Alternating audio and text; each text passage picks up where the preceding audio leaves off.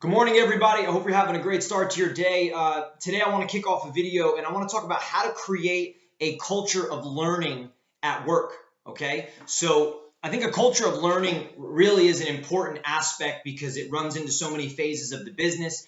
And from a team and staff standpoint, you can really grow your employees, you can grow the business through them. Okay, so first one is to create a culture of learning at work is you have to install some form of core value or some form of principle into the business that has to do with learning. Set the standard, set the precedent that this is what you're about or it's a piece of what you're about.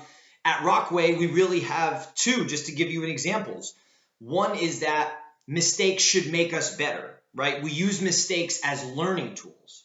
The second is the desire to develop daily is built through habit. That's something that we want everybody to understand is that, if you want to develop, it needs to be something daily, not weekly, not once a month, not when you're inspired.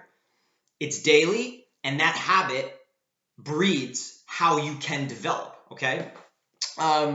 Then as leaders and running the business, you have to make it a priority, right? You have to make learning a priority. So whether that's building a little bit of a library so people can read and check books in and out, whether that's developing a book club so people can read together, discuss books together, leadership reading, podcast groups,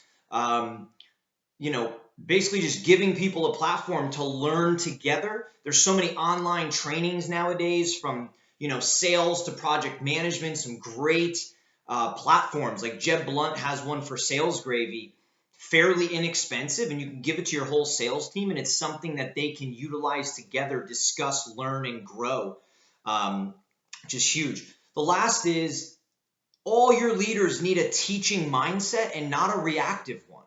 Don't be the reactive leader running around your office screaming and yelling and handling situations wrong and having to apologize later, or maybe not apologizing because you really suck, but being reactive to situations, right? There's a difference between solving a situation and being reactive to a situation. It's very, very different.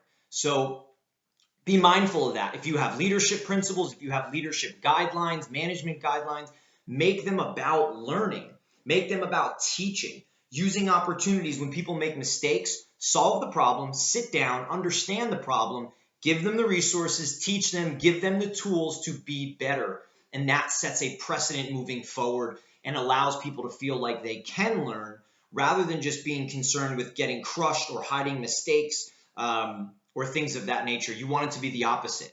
Now, again, I've talked about this a lot. There's a whole different side of you have to hold people accountable. You can't just let people make mistakes and be all kumbaya about it.